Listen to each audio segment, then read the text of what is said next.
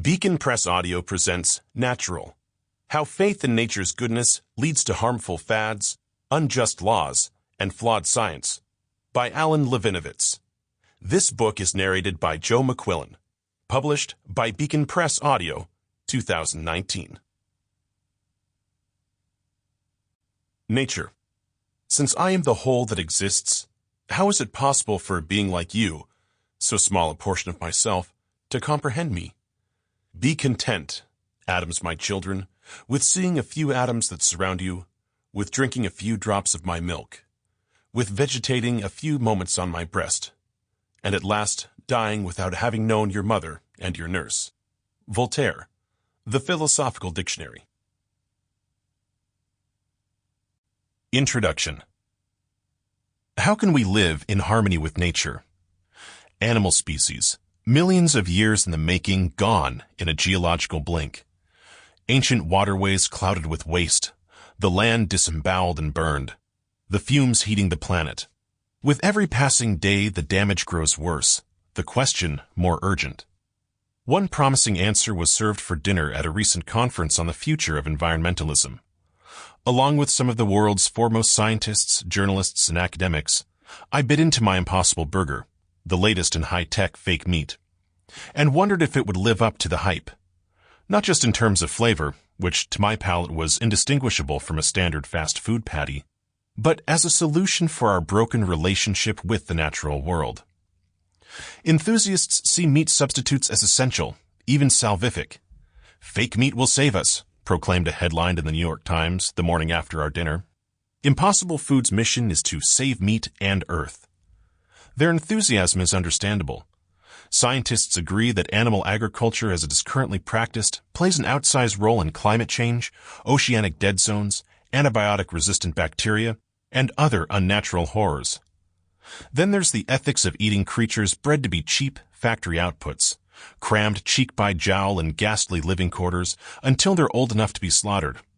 Impossible Burgers and other fakes provide an appealing alternative, allowing us both to reduce our culinary carbon footprint and to treat animals with dignity instead of seeing them and the rest of nature as raw material meant for the fulfillment of human desires.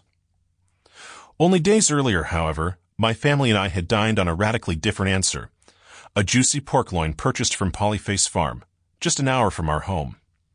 The farm is 550 bucolic acres of open grassland and wooded hillsides deep in Virginia's Shenandoah Valley, at the end of a bumpy dirt road called Pure Meadows Lane. The road was named by Joel Salatin, founder of Polyface, to reflect the natural purity of the land he stewards, and his redemptive vision of a purified relationship between humans and what he reverently calls creation. Touring the farm, I found myself wholly won over by the power of his vision, which the journalist Mcquillan described as a dance on the theme of symbiosis, performed by humans, animals, and plants on nature's stage. Upon arriving, I saw a toddler playing happily with rabbits in front of open greenhouses. Not pet rabbits, but rabbits that would eventually be slaughtered and eaten or sold. With a few other visitors, I hiked up a hill, stepped over a single electric wire, and joined a group of pigs that were rooting away with pleasure. We shared a field with cattle as they flicked flies with their tails and munched on native grasses. "Good farming should be aesthetically, aromatically, and sensually romantic," said Salatin proudly, surveying the scene. His farm certainly was. Birdsong and the hum of insects filled the sweet-smelling air, and I felt a primal need for closeness with nature fulfilled, as if I were on a hike in a national park.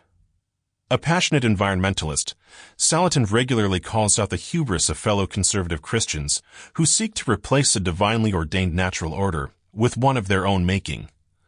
Unlike chemical-wielding farmers, as he refers to them, Salatin raises chickens, pigs, rabbits, turkeys, sheep, and cattle according to nature's template. Lagoons of manure that contribute to dead zones? Every ounce of manure at Polyface fertilizes vegetables and grasses, in addition to attracting grubs that feed the chickens. Routine dosing with antibiotics? Unnecessary, declares Salatin, because he allows his animals to live as nature intended. According to his philosophy, Impossible Burgers epitomize the problem with our relationship to nature, not the solution. They depend on genetically modified soy for a protein called soy leghemoglobin, the 11th of 21 ingredients, which lends a characteristic meaty flavor. GMOs egregiously violate God's pattern, claims Salatin, a phrase he uses interchangeably with nature's pattern. He has blamed the consumption of genetically modified foods for everything from increasing allergies to increasing violence. When I asked if he could imagine some role for these technologies in the future of food, his answer was unequivocal.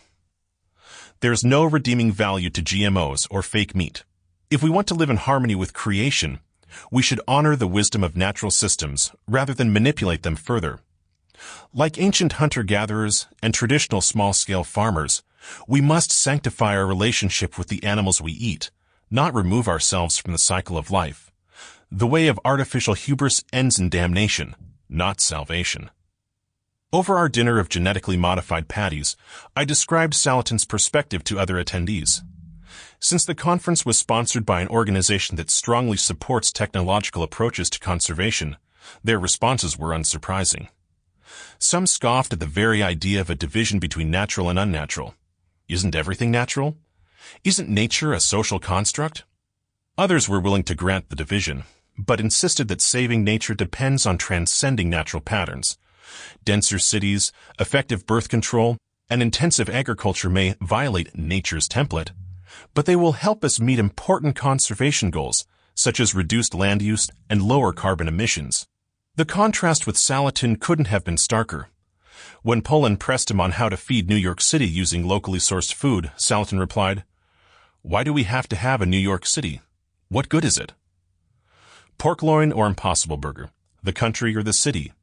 Again and again, the question of our proper relationship with nature is reframed in the same way. Should we obey nature or transcend it? This book is a comprehensive response to that question. Instead of choosing sides, it shows how the framing is fundamentally misguided and counterproductive. An oppositional binary between natural and unnatural inhibits constructive dialogue about humanity's most pressing problems. It trades complicated truths for the comfort of clear categories. It encourages dogmatism over compromise, certainty over humility, and simplicity over nuance. Breaking down the binary won't be easy, however, since the appeal to natural goodness is among the most influential arguments in the history of human thought. Far from being restricted to modern debates over food, we will see how this argument has influenced virtually every aspect of our individual and collective lives, from sexual habits to economic principles, from how we raise our children to how we organize their sports. Variations on the idea of natural goodness are ubiquitous in all intellectual traditions, ancient and modern, East and West. In ancient China, sages wrote approvingly of Ziren, the self-so, of natural impulses uncorrupted by human meddling. Monks promised miraculous healing if people abandoned their homes for caves and gave up farming to forage in the wild. Across the globe, Greek poets told of a golden age when natural laws made politics unnecessary and a golden race lived effortlessly off nature's bounty. Natural. It describes Eden before agriculture, our instincts before we sinned. It is ideal beauty and the best sort of food, how we ought to act and how we hope to die, naturally. Likewise, unnatural has always connoted evil. Throughout Shakespeare's plays, for instance, the word serves as shorthand for moral deficiency, unnatural and unkind, unworthy and unnatural, savage and unnatural, inhuman and unnatural. In his time, and long before it, an unnatural birth meant a baby born with some deformity. An unnatural death meant, and still means, life cut short by murder or sickness. With regard to sexual activity, unnatural describes perversions of desire. In government, perversions of justice. Yet there are obvious contradictions built into this binary. Disease, deformity, and infant death are unnatural occurrences that feature prominently in the natural world, the very drivers of evolution. Violence and resource scarcity mark the natural existence of all animals, humans included. Those Chinese monks wrote their praises of natural living on unnaturally processed bamboo strips, just as advocates of natural living today spread their message via social media. So how have people overlooked these contradictions and arrived at a vision of natural goodness and unnatural evil? Why is it that even some tech utopians insist on justifying technology by arguing that it too is natural, instead of simply embracing unnaturalness? As a scholar of religion, Sample complete. Ready to continue?